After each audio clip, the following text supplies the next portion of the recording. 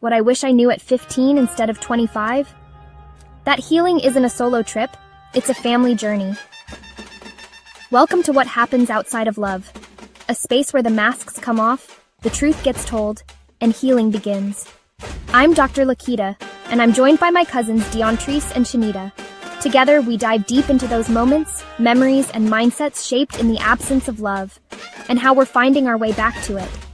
This isn't just a podcast. This is a Cousins production, a raw, real, and reflective journey where family, faith, pain, and progress meet. Whether you're navigating trauma, rebuilding trust, or redefining what love looks like in your life, we see you, and we're walking this journey with you. So grab your favorite drink, get comfortable, and let's talk about what happens outside of love, because healing starts with the conversation. Ready to join us? Let's get started.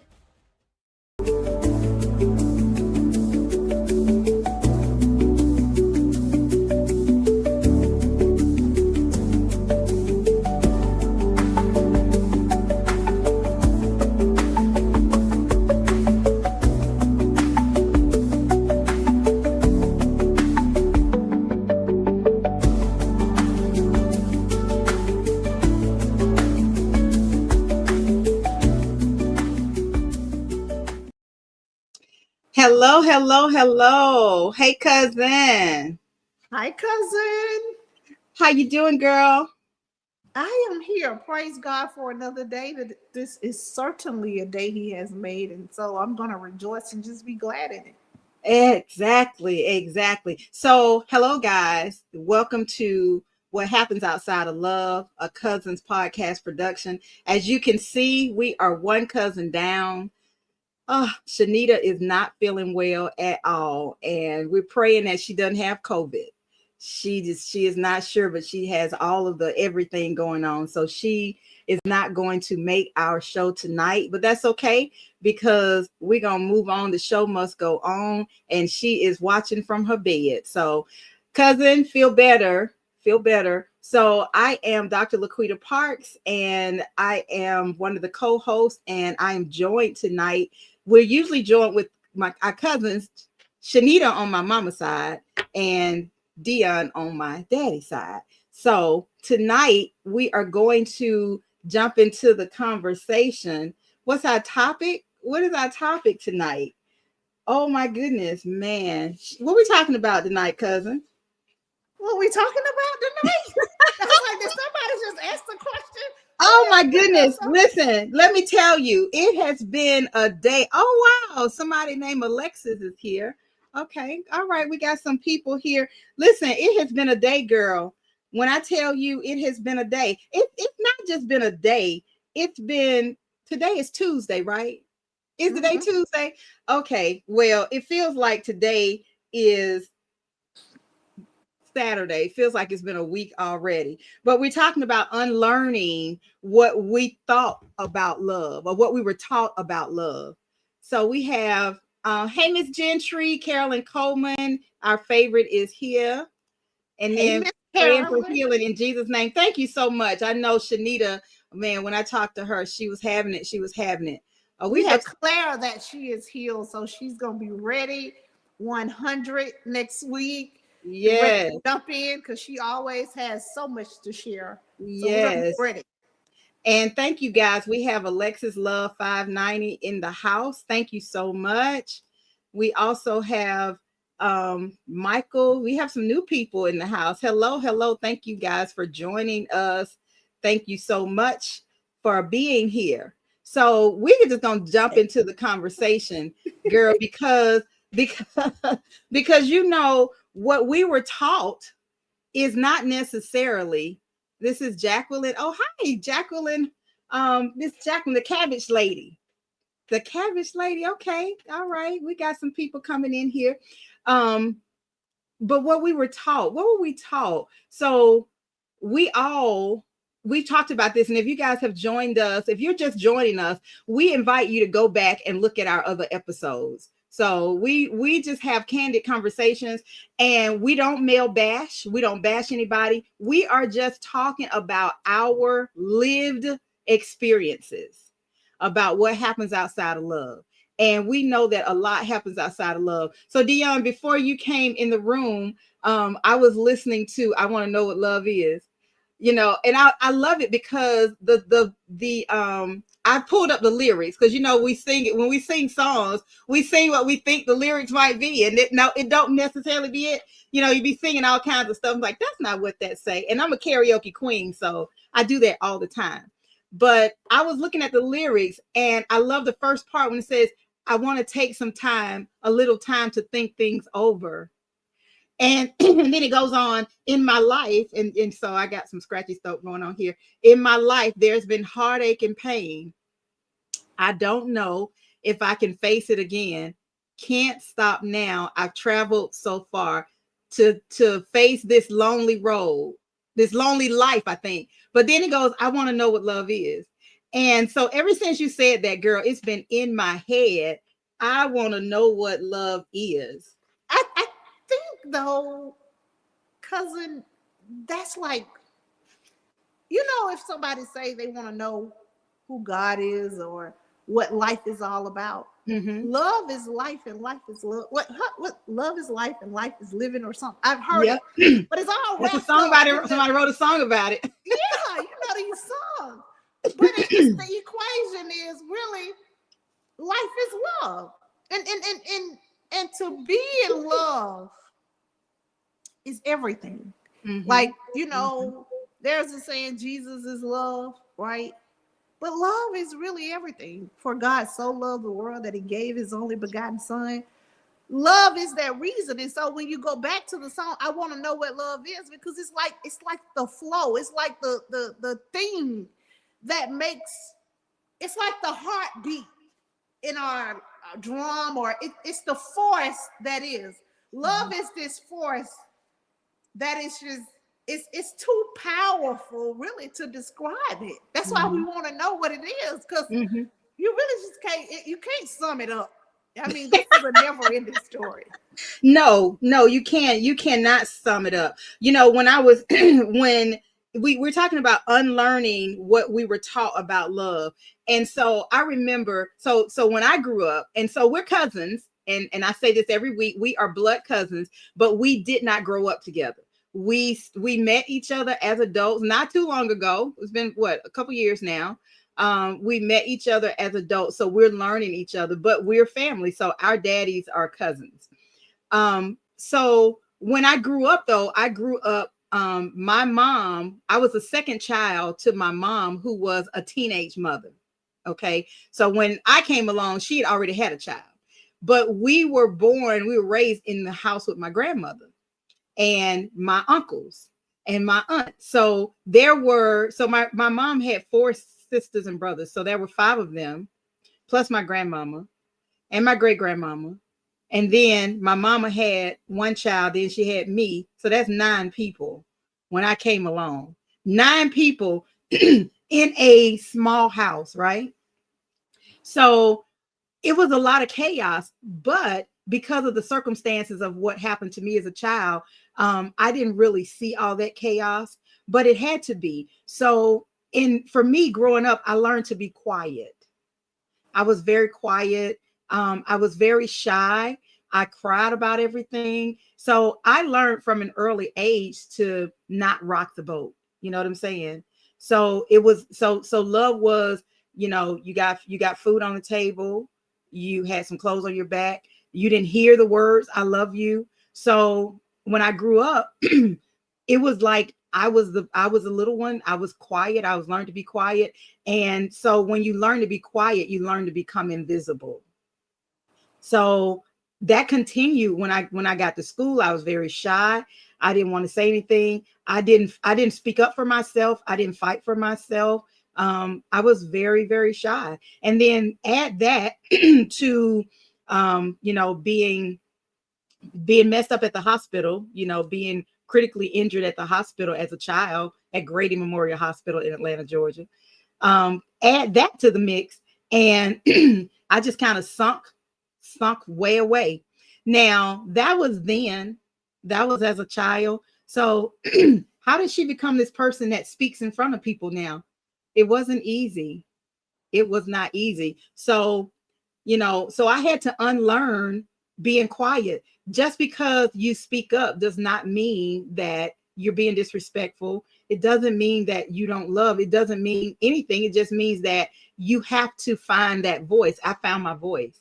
It sounds like it's going out now, but I found my voice. So Dion, and so our dynamics were different. I grew up I was the second child of 3 with my mom, and then my grandmother and all those people in the house when I was born. But Dion, you were the only child to your mom, right? I was, but the story is similar. So tell it. Yeah, definitely. So my mom is the oldest of 7. So when I was born, there was my grandmother, her 7 kids, of which my mom was the oldest, because my mom had me when she was just about to turn 17. Our birthdays are about 3 weeks apart. So she had me, and then like 3 weeks later, she was going to turn 17. So that means that was my grandmother with her 7 kids, and now me. So that's what, 8 of us? No, 9. 7, 8, 9. I'm 9 too. Number 9 in the bunch. And the thing of it was, my grandmother had just had a daughter though. So I have an aunt that's just shy of 3 years older than me. So she kind of grew up like my sister. And so the dynamic is pretty much the same, but the only difference was I must have came out talking, because you can shut me up. So I mean, that part was never my story, because my dad, on the other hand, both of my parents were teenagers, but I don't know. My dad had just lost his brother. And I think me coming along, he poured everything he had into me. Like I was like his saving grace or something. So he would talk to me, show me all the attention and the affection that I could ever want as a baby. I mean, I just relished in attention and affection. So he would have me all the time. And that didn't sit well, because I still lived with my grandmother and my mom and her siblings. So that didn't sit well. And they would be like, shut up. And I'm like, nah, baby. This is a baby that's getting all the attention she wants. So she is craving attention. She's going to thrive in it. And ain't nobody going to tell me otherwise. So, I would stand on the tables if I don't get my way. I'm like, somebody finna listen to me and pay me the exact amount of attention I want right now. And I'm not taking no for an answer. This is how this finna go. And trouble. My grandmother, they deemed me. They said I had a demon. That's how bad they say I was. You were the demon seed. They took me. My great grandmother had me baptized at 5. She took me to see her soothsayer lady, and the lady was like, "Oh, she definitely got a demon." Wait. So I had to unlearn how to be this demon, right? And I'm like, so wait. I'm sorry. So they said you were a demon, and you bought into it. I did up until I was about 10, because I thought I had a mouth that wouldn't wait, right? You say something to me. So what I realized, when you're growing up outside of love to me is darkness. It's chaotic. That's what you were saying earlier. It's chaos. So they were already in chaos, but if everybody else in the household is chaotic and they're in the midst of chaos and confusion or darkness, everybody is in that same place. Then something different shows up that's going to rock wherever you at. So I guess, you know what I'm saying? I'm like, I don't know what y'all doing, but I'm doing something different. So I'm the demon. I'm the wrong, I'm the misfit here. And again, you and I are cousins on my dad's side. And what I realized, if you talk to anybody on that side, they thought I was an angel. But my mama done said I was a demon. So our daddy side thought you were an angel, but mama said they say something wrong with her. Like something's wrong with her. Because you know what, it's funny. I'm sorry to interrupt you, but it's funny because it's just like that when you tell, you have to be careful when you some people say put your mouth on a child. You have to be careful when you tell them something, or you ain't gonna be nothing, you ain't gonna never, you just like your mama, you just like your daddy, and it's all in a negative way, because then that child starts to take that on. They take it on and say, okay, well, that's so it's almost like they strive to be just like whoever they is saying that they are. That's the label, right? Mm-hmm. So, you know, the Bible says that death and life is in the power of the tongue, and those that love it eat the fruit thereof. So, right. And you train your child, training, who was that in Genesis? When Jacob, when he passed the blessing along, it was spoken, it was pronounced over your children. Right. So just like you're pronouncing blessings, you also can pronounce the curse. That's but right. you know what I'm saying? That's where the unlearning is, because at the end of the day, we are who God says we are. Mm-hmm. And I said a statement last week. I was speaking in another context where I said, you know, there was an issue with the guy who said he was born a homosexual, and then they were in a class, and the lady said, that's why you must be born again. Or the other students say, you got to be born again. Mm-hmm. And I think that's the whole power of renewing and putting on this new identity, renewing our mind according to who God has says we are, because we're moving outside of that place. So in our families, that's clearly outside of love. It was no love. And I would tell my grandparent, my grandmother, I would talk to her. The older I got, I would say, that's not love. I know you think it is, but to speak ill will towards somebody is not love. No, that's not love. You know what I'm saying? You can't look at somebody and say, stupid, you're stupid. And you know what? And you have to want to know better, because sometimes we just say whatever. You know, I'll hear people, sometimes older people, not even older, sometimes people who my age. I'm not older. I just look good. I'm older. I just look good for my age. But anyway, they say things like, well, that's just how I am. I'm not going to change. So when you say things, when you say, okay, you shouldn't say that. Well, that's just how I am. And I'm not going to do this. I'm not going to do that. But when you do that, you give whoever the object of that spoken word is, you don't give them a chance to breathe. And, you know, I say all the time, sticks and stones may break my bones, but words will never hurt. That's not true. Sticks and stones do break your bones, and words hurt, because those words you carry over until you get older. I remember, I think we were having this conversation. There was a girl in the Bible study class, and she was saying that she remembers, and she's a full grown woman. She remembers when she was in kindergarten, what the teacher said to her that hurt her feelings. Now that was kindergarten. And she is, you know, some 30, 40 years old now, but she was still hurt by the teacher's remarks on basically saying just what you said, that she was stupid. Mm-hmm. So it's kind of like, you know, we teach our children, when, you know, ideally, when I had my children, they were beautiful. You're beautiful. And I told them that they were beautiful. Now, Dia, you know, my children, you can't tell them children that they're not beautiful. You cannot tell my children that they are not beautiful. Okay. If you don't think they're beautiful, something is wrong with you. But I would always say, you are beautiful. You are beautiful. And I would sing that I love you always, and kiss them and hug them and kiss them up. So you love them and love them and love them because they're right here. And then you open up the door and you drop them off at daycare. And then as soon as they get in daycare, you got some little kid, little Shamika, little Jaquavius, who haven't been given that same thing. They look at your child, your beautiful child, who think that they the best thing since wheat bread. And you look at them and tell them they lips big, or they nose big, or they ugly. And then they've not heard that before. So they looking like, wait, what? And then they come home. It's like, okay, don't worry about that. They don't know. But then you keep dropping them off at the daycare every day. And Jaquavius and little Shamika, they keep on punching it in them. So next thing you know, they starting to rethink, are they right, or is mama wrong? So, really? With the name Jaquavius?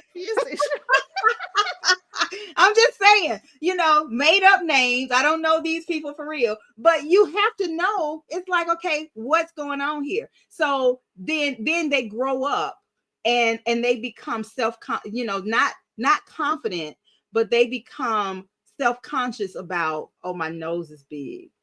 Oh, my lips are big. Oh, my skin is darker than her skin or his skin. So you have to relearn or unlearn those things that you were taught. So when I grew up, I was quiet. I learned how to be very quiet because I didn't want to be seen. I had too much going on. I didn't want nobody to see me, because when people see you, that brings attention to you. And when attention is on you, then it's kind of like the spotlight, all eyes on you. So I didn't want that. So I had to relearn that. And now I don't shy away from the spotlight. I mean, I think in my adult life, I think as I really strived to really want to know what love is, and to understand love, which is God, and this whole creation that he's made, the beauty that lies within, is unlearning your past. In the sense, think about how we're shaped. We're talking about both of our upbringings and the atmosphere in which, or the environment in which we came up in.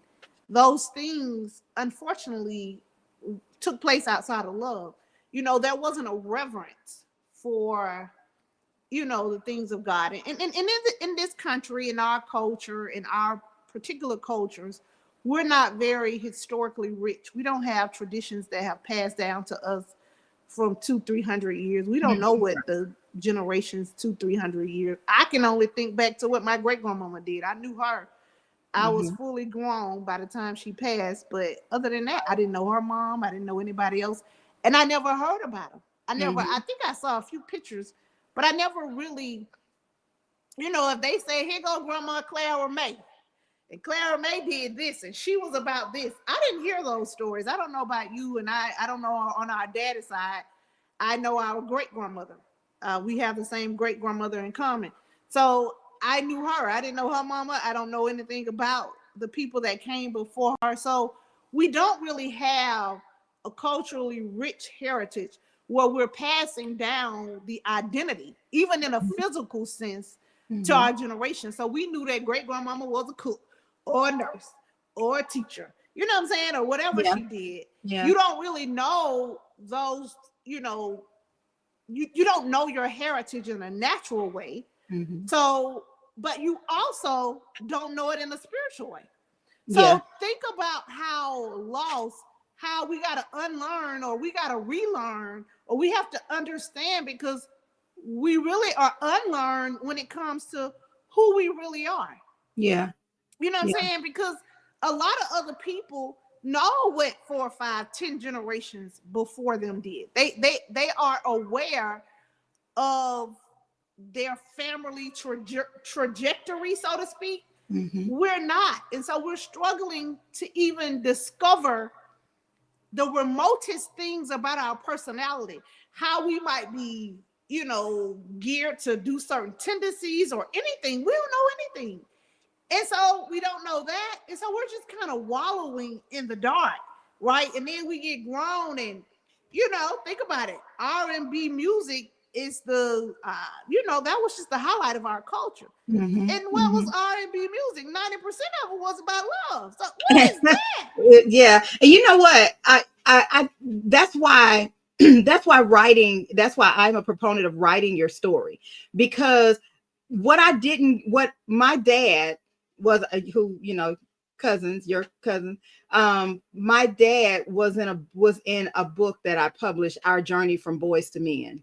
And I learned some things I didn't even know about our family through his story. But here's the thing. When I read it, I had so many questions, but he wasn't in a space to prepare to answer those questions. So it was kind of like a block. So he put it down there, and I'm like, wow, it was like unanswered questions. And I'm like, wow, I didn't know this. I didn't know that. You shared some stuff about our family that I didn't know. Because you spent more time with that part of the family, the Gibson part of the family, and I didn't get that. I didn't get it from him. And when I asked the questions, it's kind of like, there's a block. But then I'll get like, my uncle was like, hey, I think you should interview, my dad, our granddad, to get his story. He's 90 years old and he still has all his memories. And I'm like, okay, cool, let's do it. But then there are crickets. It's like, okay, what happened? I'm ready to do this. How else are we going to learn our history without the stories? Because when they die, it's going to die with them. Because like back in the day, you see stories where the young people sit at the foot of the old people and they tell the stories. They tell the history of the family. On my mom's side of the family, I like my great grandmother. I was an adult when she died, and I got some of the stories. But girl, I did a research on ancestry.com, and I found some information. Like, wow, this is where we came from. This is where we were. And who is this person? Who is that person? So I started putting those pieces together. But it's a lot. So we didn't get it's like we came through outside of love, and we got the outside of love story. We got the going to church from my grandmother. We did that. But the going to church because somebody said you had to go to church is different from being in Christ, being in church, and understanding that. So learning that what I saw when I grew up is something that I didn't need to continue in. There were some things, and I'm not saying everything's bad, and we're not bashing. This is about awareness, growth, and healing. It's not about bashing anybody. But what we learned when we grew up, even in our, in my mom's side, my dad's side, what we learned about love is not what it was. Well, I think as I heard you talking, I know I would specifically ask my grandmother questions, and she would be like, "Girl, shut up." But it went back to last week when I talked about I understood I was touching some of her wounds. Mm-hmm, yep. If to ask her a question, it's like I am putting a burn. She's already burning, and I'm irritating the wound. Mm-hmm. And I did that a lot, but I did that, and I'm like, and what I came to discover is that in our cultural heritage, church was really a mechanism to cover the guilt, the shame, and the condemnation that we were already in. Mm. You're coming out of these situations, or you walking through your life, but guilt, shame, and condemnation is governing your outlook of your life. You're so, and this was just the story of my grandmother. She didn't talk. She was quiet. And I would call her, what I'm saying? She came about 180 degrees clearly before she died. But I was like, I would go pick her up because at the end I was like, I'm going to love you till you just don't want to be loved no more. And I don't care because she was a great caretaker, cook, clean, took care of her grandkids, her kids, would never not. But you can't ask her no questions. You can go back and you can dive into life, and you can ask her historical you can talk about historical references because, hey, Miss Carolyn, she said, hey, Dion. So, but you can talk about those things because it's just something that I felt like if I tell you, you'll be uncovering my shame, and I don't want to be out here with all of that. Mm-hmm. But to really be out there, the Bible says to confess your sins, tell the story, tell it. You know what I'm saying? Because Jesus has come. But we'll go to church. But the going to church was just a mechanism to cover up what it was, not really to be free from whatever it is. So we can move on to inside of love, because love is where freedom resides.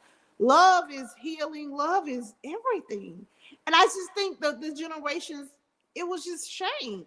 And now I think we're in a generation where we're living out the secrets of our families. You know what?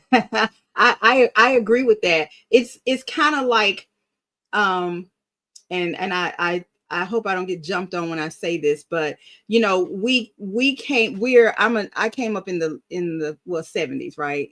69. I was in the 69, 70s. And then you have the 80s, and then you have the crack era, right? And so now you're seeing a lot of mental health issues, a lot of families destroyed, a lot of single family homes, a lot of disrespect. You're seeing a lot of negative things that's happening outside of love. And so when you think about the generations and what was going on in the generations, when you think about the 80s and what was happening in the 80s, where are those children now? children that were born to mothers who were addicted to drugs. Where are those children now? They're adults now. And those adults are having children. So it's a cycle, and it's like everybody's spinning out. And so we have a generation of people who are lost and trying to figure it out. Doesn't mean that they can't get inside of love, but what we're seeing is generations of what was produced outside of love. So as we're going through trying to figure out, where we stand, what our life is, and how is it that, what is going on in our families. And it's because somebody's not saying what needs to be said. So like my dad, I'm asking questions because I'm like, whoa, this really happened. I'm like, this happened. And to get no answers, it's the same thing. I was touching his wounds, and he wasn't ready to reveal that. Not understanding that when you get it out of here, when you get it out, that's where the healing begins. So when I started helping people write their stories, I remember sharing my story for the first time in front of people. And I remember when there was a press release done on me, and I never mentioned the hospital where my leg was injured. Never mentioned the hospital. So when when the press release was written, it mentioned the hospital, and man, I had a full-fledged panic attack. So I remember calling my sister, and my sister said, "It's time." She was like, "It's time." So when I started telling the whole story, and which included the hospital, when I tell you it was so freeing, that I was like, I don't even know why I kept this in, but it wasn't. And somebody said, well, why are you protecting the hospital? Well, I wasn't protecting the hospital. Why would I protect the hospital? I was protecting me, because it was a lot tied to that. So, but as I share that story and as I talk about it, it is so freeing for me. And then you have the other caveat where people say, oh, well, you shouldn't focus on that. Well, that's the problem. Somebody told me, oh, I want to help you tell your story, but I don't think we should mention the hospital. So now you want to put me back in the cage. It's freeing. I finally started getting to the point where I can say, and now you tell me we can do this for you, but you can't say the name of the hospital. Well, I don't want to do that, because now you want to close me up again. And so my dad, your grandmama, my aunts, they did not want to tell the story. And I hate that my mom and my grandmother are not here, because if I knew before they died what I know now, I would have been in their face forever with a pad and a pencil, a tape recorder, recording the story. Because can you imagine, my mom had 3 children before she turned 20 years old? Can you imagine the story that she had? Can you imagine? My mom was an alcoholic. I want to know, well, what made her start drinking? When did she start drinking? Why did she start drinking? My grandmother was a powerhouse. She was a philanthropist. She was feeding the homeless before anybody thought it was popular to feed the homeless from her front yard. So my dad, I learned about him. I didn't even know that my dad was the NAACP president in his state. Did you know that, Dion? You told me. I didn't know it for 15 years. Why didn't I know that? And you know how I found out? I was doing, they had a family reunion, the Woods family, and when I did all that, I was looking up, and I found that on social media. That's how I found out that my dad was the NAACP president. Then I went to didn't even tell you? I didn't know. Then I went to visit him in his state. And when I tell you, girl, he is like the president of the country over there. Everything is such a part. So I was like, whoa. So it is possible for you to reinvent yourself. It really is. Hey, my friend David. My friend David. David is such a great person. Hey, David. Hey, David. So, it's easy to keep things bottled up inside and not share it, because you have to open up the wounds.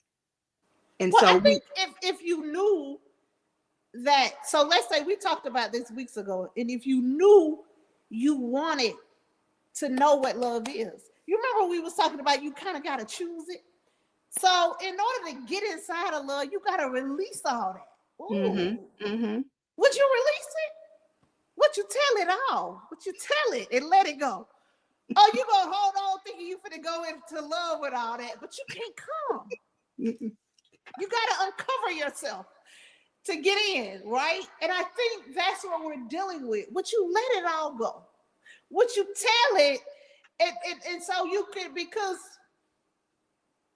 I'm thinking about the garden story now, and there's Adam and Eve, there's God, and then the serpent comes in and he deceives them, right? And so they had been naked all along. You know, when I think about who told you were naked? He said, and then the serpent comes in and he says, God said, well, who told you were naked? But you had been naked. You've been that way, right? So here we are.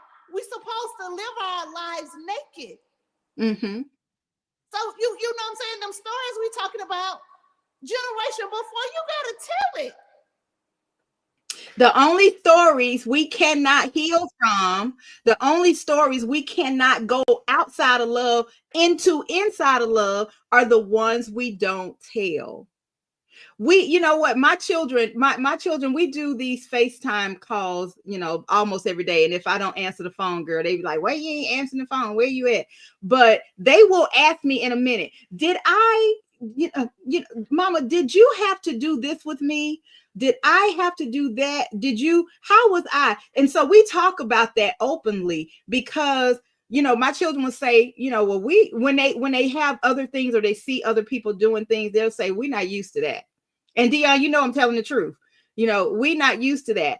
So because I had to go from when I grew up, I don't like being there. There are a few things about me. Number one, don't yell at me. Don't raise your voice at me. I'm not that one. Don't like it at all. Talk about a wall going up. Talk about backing me and feeling backed into a corner. Talk about shut down. No, ma'am, not I. Another thing is don't make me think I'm stupid. I'm pretty smart. And I go through a lot of things. And even on my worst day, I can be pretty smart. Even on my slow day, I'm slow, but I catch on quick. So when I did not like being yelled at. I didn't like when my mom yelled at me. Nobody. I didn't like that. I would cry. I didn't like that feeling. It's like I didn't know what a panic attack was when I was a child, but I know what a panic attack is. So I was probably having panic attacks because I didn't like it. So I did not want to raise my children that way. So I didn't yell and scream and curse at them. Now, did they make me mad some days and their voice elevated? Absolutely. But was that the norm? No, it wasn't. And they will tell you now, we're not used to that. We didn't get yelled and screamed at. We didn't do that. I did not like how it felt. So that's one thing that I had to unlearn. I didn't like it. So why am I going to do something to you that I don't like? And we continue. There's a pattern of that, doing that because it's what's always been done. It's like the pattern of abuse. We talked about abuse the week before, not last week, but the week before. And it can be a learned behavior because I don't know anybody who wake up and start beating on people. It's something that's been observed. It's something that's been happening. It's a learned behavior. So unlearning that, it's not an easy feat. It's like an alcoholic. If you've always drank it, I know I've heard people that say, I quit cold turkey. Well, that's good. But there are a lot of people who can't do that. They can't quit cold turkey. They have to have some help. And so going from outside of love into inside of love and learning how to, and I know this sounds oxymoronic, but learning how to unlearn those negative things that don't benefit your peace is highly necessary. How do you do that? So I had to unlearn what I learned and what I saw, the patterns that I saw as a child. I didn't like it. And for me, even the surroundings and the community. I moved away from the community. I moved away from the family because there were some things that I didn't like, and I didn't want that for my children. Not saying that there was anything wrong with whoever chose to stay. Everybody gets to choose. It was a choice that I made. Now, when I did that, did it mean that I was on my own? Absolutely. But did that matter? Because I was living in the community and I felt like I was on my own anyway. So moving to the other side of town didn't change that feeling. It just meant that, hey, you know what, LaQuita, it's just you and these kids. And so that's it. It's just the four of y'all against the world. So Yeah. it was a lot of unlearning. Hold on one second. Gentry said, when you are naked, you are free. The stories can free you. Absolutely. I like that. That's Yes. what I was trying Yes. to say. Like, yeah, like, but because hold up, they were living, Adam and Eve Gentry was said, keep your voice down. I go silent. No, that's right. You start yelling at me. Right. Before you say that, on Friday, I went to a school and the kids, and I like working with young people. And so I'm not getting ready to yell and scream. So my thing is, when they start talking, I stop talking. And then they start looking at me, and I say, here's a rule. Here's a rule from Dr. LaQuita. If I'm talking, you are not.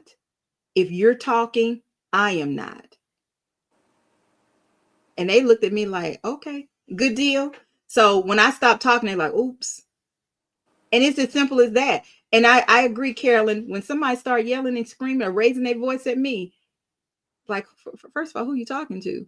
And you got nothing. I'm done. I'm done. I'm a little guilty of that. I guess I'm unlearning. Unlearning that behavior. That's the outside of love version. That came from my daddy's side. But it probably did. I like what she just said, that I think when we can live our lives naked, that's us coming back inside of love, right? Mm-hmm. That's us making that transition. Let me uncover what's really going on here. It's almost like if you're talking to me, I'm in your class, and you notice that I'm normally talking, I'm participating in class, and for whatever reason lately I hadn't been participating. There's something that I'm not sharing or something that is bothering me, but you will probably want me to disperse the information, like tell you what's going on, right? Because when I'm free, you like my free self versus my shielded self, or versus my trying to cover up something self. Mm-hmm. My trying to conceal something. You know what I'm saying? And I think that's what's going on in our families. We don't want to share the issues. And when we share it, when we free each other, we can now be free to enter into love. But part of when you were talking about how you move, you have to unlearn some information. You mm-hmm. also need to get some information and understand some information about where you need to be trying to go. All that get understanding. Proverbs 4:7, yes, ma'am. Mm. And that's what I'm saying. I think most of us need to understand that to travel inside of love is going to take some preparation, right? Mm-hmm, mm-hmm. Because if we've been so busy living our lives outside of love, there's an ignorance that goes along with that, right? Mm-hmm. There's a ignorance that says, you said it earlier, well, this is what I've always done. Mm-hmm. Well, if what you've always done has been something ignorant and unlearned or not right, then you're going to have to learn something else, mm-hmm. But it's like, what do you really want? And it's like the songs, I got to say this, and this, I'm kind of off the subject. Somebody told me this about a month ago. You can ring my bell. I did not know what the song was. You can ring my bell, ring my bell. I had no idea the song was talking about sex. Oh, I'm just running around here singing like, really? See, me neither. That song came out when we were children. Okay, so be careful what you be singing. You better look it up, trust and verify. Okay. What happens outside of love? You teaching your children these songs, and they going around singing them, not knowing what they sing. Not knowing what they meant. Exactly. And see, I just jumped right in. I remember that song. And it's a lot of songs like that because I'm a beat kind of person. You know, I like the music. So mm, mm. And you get caught up, and it's a lot to be said about music. You and I were just talking about that.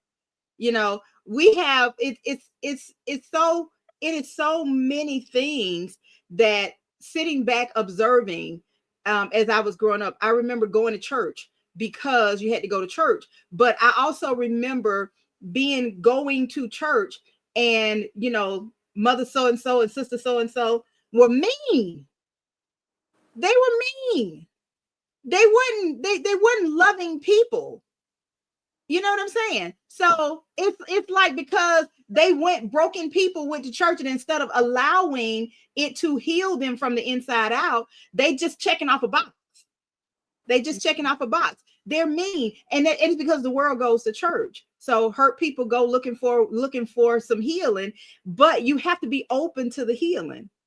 So if you always do, you know, I say this all the time, but if you always do what you always done, you're going to always get what you've always gotten. So if you're operating outside of love because of all these things that you've learned along the way, and it is not benefiting your peace at all, then why won't you make a change? That's the hardest thing to do.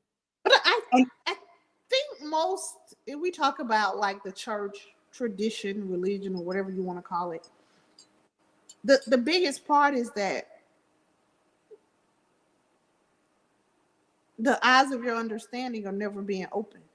You know, I think about the stories in the Old Testament with the prophets, when I think it was Elijah and Elisha, and he said, you know, God opened his eyes so that he could see as I see, that there are more for us than there are against us, right? He was asking God to show him.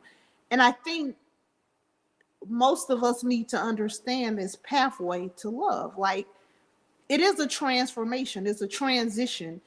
You are not to remain the same.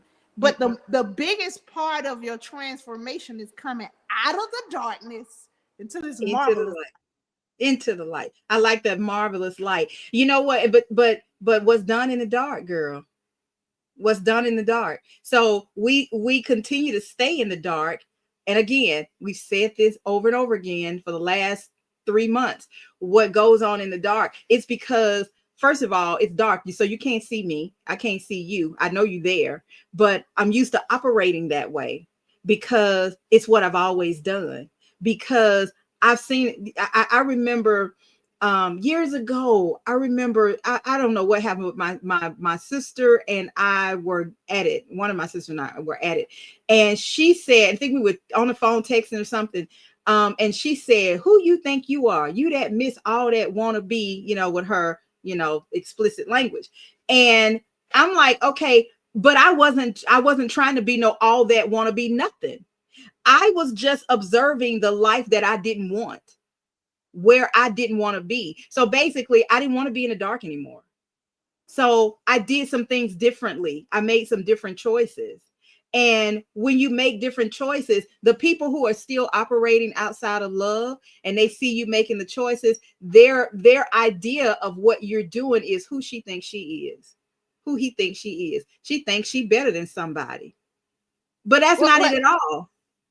Okay, but here's what that is. You know, when you're making the decision that you want different, which is in this case better, higher, greater, then you're aiming for greater. So there is a standard in your life that is being raised just because you're striving and you're reaching for something higher than you are. So I'm not here anymore. I'm reaching up here. So I'm up here somewhere. And God said, aiming for the prize. Right. God said it best in Isaiah, my ways are not like your ways. My thoughts are not like your thoughts. For as high as the earth is above the heavens, so are my thoughts above your thoughts and my ways above your ways. So, but God has called us to his way. The way of love is a higher ground. And it is not outside. It is not outside. Yeah. It's inside. It's inside. Yeah. You know, Dion, you said something the other day. you said, and girl, it just my brain just went. I just had a brain fog. It just went south. I'll come back to it. You said something the other day that I was telling somebody about, but I can't even think about it. I can't even think of it. I can't even think of what it was. Oh, I know what it was. When you talked about inside of love and outside of love. So you said before, you said it a couple of times where, and I was talking to a friend of mine. I did a post the other day where I talked about allowing people to help you. And I was like, I'm thankful for my circle, because so I had, some of my people in my circle did something for me. I didn't even ask. I did not ask. They just came in, they saw a need, and they just met the need. And so what I was telling a friend of mine, I said, when you're, and I have on my notes here, conditional love versus unconditional love. So conditional, we talked about that when you said, I got to go over here and I got to help LaQuita. I got to, help, take her here or help her fix her bathroom or whatever. And it's like a chore, she always needs something. Let me go over here. But then you have the, oh, wow, I get to go and help LaQuita. I get to go over here and I get to help her do this, whatever this thing is.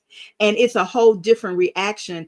And the chore or the task is received and given differently versus the condition and the unconditional. So when we're operating, when we know people, and I love that when we're operating inside of love, it's like, hey, I get to, like, I told my cousin, I was like, I should have called you to come and get some soup.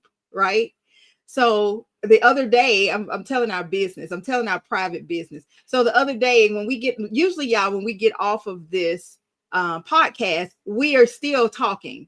Shanita, Dion, and I are still talking. And so Dion was getting ready to go get some food. And I was like, girl, you need to come over here. I'm like, girl, you need to come over here and get some food. And so I fixed her plate, and she came over and she was like, okay, I'm going to take this home and eat it. And I was like, you might as well heat it up and sit and eat it. So I was able to fix her plate, but I was excited to do so. Now, it don't matter that we sat and we was eating for, she was over here, we was talking till midnight, it didn't matter. But the thing is, I got to fix my cousin some food, and I was happy to do so. And so I was happy she sat and ate it, and we had a chance to fellowship together. So, and Shanita gets mad at us all the time, but Shanita doesn't live here. Shanita lives in Tennessee. And it was good. So we're going on the road trip soon. We're going on the road trip soon to visit Shanita so we can all be together. But the point is I get to do this for you, or it's a chore. And when it's a chore, you can tell it's a chore because people do it. The Bible uses the word begrudgingly, and it's giving begrudgingly. And so people give and like, okay, well, here, it's like, I asked you for something and your mama say, well, here, go ahead. And you don't want it. You don't want it. But when you get to, that's the unconditional, that's the inside of love part. And those are things that I had to unlearn, how you love somebody, because it didn't fit well for my peace. But I think that's the part of moving to the other side, right? It's like you said earlier, you left your community and you moved to the other side. That's what's taking place spiritually. You moving to another side. Mm-hmm. And there's a level of growth, a level of understanding that goes along with that. You cannot remain the same. Your mindset has to change. In order for you, if you lived in a house where it was always perpetually dark, you would have to have a mindset change to open up your shades, cut on the light, open up your house to let some light in. Your mind has to change for you to do that. Otherwise, you would just remain in the darkness all day. Mm-hmm. And when people come in there, they be like, "What dark in here?" They're gonna run back out. But it's like it's a where's your mindset, mm-hmm. right? Where are you set that you think this way, therefore you act this way ultimately, right? Mm-hmm. And so what happens, like I said, most of us think and act when we're growing up outside of love. think and act according to ignorance and darkness. I'm just being honest right That's now. true. That's true. And so when you're moving and you make a decision, so it's like when we were talking about this last week. You say you grow up, so you're the 15-year-old, because I think what plagued our community too, part of that ignorance and darkness was this premature desire to say we want to know what love is. In some kind of way, we equated sex to love, but that wasn't it at all. So a lot of us found we were pregnant as teenagers, and we were doing things that wasn't necessarily the right thing to do, but because we were bred it in the darkness and the lack of understanding, that's what we did, and that's okay. You know what I'm saying? You know better, you could do better. Right. But as long as you remain over there, you're gonna keep doing what you were doing. The statement. If you always do what you always done, you're gonna always get what you've always gotten. Nothing is gonna change. And so in order to move, it's like understanding that if you standing out in front of the door talking about you can ring my bell, your bell about to get ring. And you, little girl, don't even have a clue what you're talking about. And you don't, because I ain't gonna tell my age, but I'm clearly old enough, and I just found out a month ago. Well, I just found out just now. And listen, my people perish for lack of knowledge. That's knowledge in everything. Yes, but I'm sitting up here like, oh, you can ring, and you finna get the bell ring. You don't even know. You don't know what you're saying. No. You're not even familiar. You're not cognizant of the words that are coming out of your mouth. So how many of those statements just like that have we said and spoken in ignorance? And the Bible says death and life is in the power of the tongue. So if you're saying it, that's what you're having. You're having what you're saying. Mm-hmm. And we don't understand that's a part of the premier darkness. We say we want to know what love is, and we think love is the way you love me, the way that. Right. And it don't have anything to do with that. It doesn't have anything to do with that. It does not. But it's the ignorance, right? That's what I'm talking about. Mm-hmm. Our time always goes by so fast because these conversations are so deep. And again, if you're just listening in, or if you're listening to the repeat of our show, we don't bash. We're not male bashing. We're not bashing our fathers, our mothers. We are just simply sharing our lived experiences. What we talk about is what we've lived and what we've experienced in our own lives. We're missing Shanita today. Shanita is sick, and so we pray that she gets to feeling better soon. We will be taking a trip to visit Shanita, so we'll do our podcast at a remote location in a couple of weeks. So I'm looking forward to that. And Shanita, you got to get better, girl, because we can't come if you're sick, child. And so Gentry said, "Ring my bell." She said, "I never knew." I was today's years old, Carolyn, when I found out too. Ring my bell, and I'm sitting here singing it because I like the beat. You know what I'm saying? Be careful that you don't become that which you hate. You have people all the time that says, "Oh, I don't want to be like my mama. I don't want to be like my daddy. I'm not going to be like her. I'm not going to be like him." And then before you know it, they are so hell bent on not being like that person. They are just like that person. I'm not going to drink like my mama. And then you drinking like a fountain, just like your mama did, just like your daddy did. So we have to be careful that we are not on a slippery slope and we're operating outside of love. So how do we get in love, get inside of love? How do we understand what ring my bell means? Well, first of all, we need to do our research. First of all, we need to do the origin, and that's a good one. So now, because I usually look up words, like I said, I looked up the lyrics too. I want to know what love is. I can get with that. You know what I'm saying? Maybe that needs to be a topic for a show. I was thinking about that, like dissecting those things that have framed our mindset, and music was definitely one of them. Yes, we can do that. We can do that. I think I would definitely like that, because I was like, when they told me, the question was, what do you think the song "Ring My Bell" was about? I'm like, ringing the bell, like the doorbell. Not. What's that song? Upside down. Upside down. The more you turn me. That's another one. That's another You know one. what? Now that we're talking about it, I bet all of them were talking about Yeah, so that's a good topic, y'all. Let us know if you're listening to us and you're in the chat. Let us know what topics you guys want to talk about. That's a good one because you and I were just talking about music, and I love music in the background, so I'm selective in what I listen to. However, I need to get a little bit more selective and understanding, and I'm fully grown, but I don't want to get involved in some things that I don't need to be getting involved in. But You I know mean, what I I'm think saying? when you understand the dynamic, so and then that could help us to evolve. I mean, but that's like those people were like our mothers and grandmothers' age. Oh yeah. So you talking about we were selective, like I'm selective of the songs that I listened to in the 90s and the 2000s when I was kind of growing up. Mm-hmm. But those songs were kind of selective for me. I saw mama and grandmama dancing off of them, so let's dance. Oh yeah. Bring Even my if you was baby, hiding behind the door, they got their drink in their hand, and this is cranberry juice and water.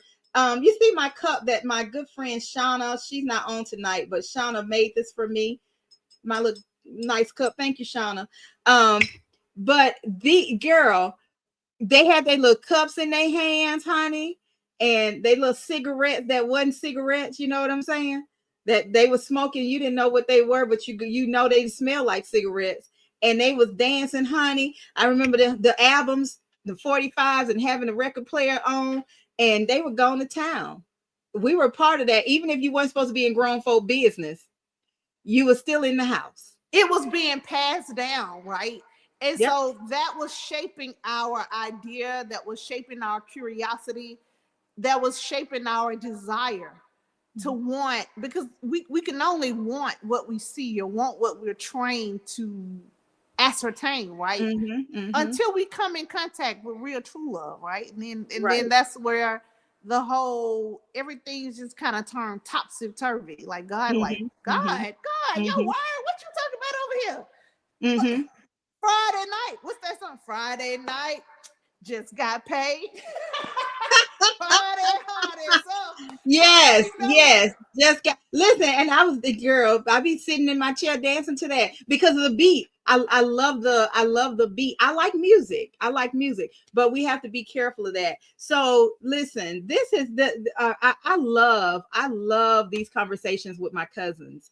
I really do, because I'm listening, I'm sharing, and I'm learning, because I learned a lot from my cousins and from you guys too who are listening. So as we close this up, man, unlearning what we thought was love as children, and as we became adults, what kind of things that we did different, that we learned that's outside of love, and some things that we didn't want to do. Dion, what's some closing thoughts, girl?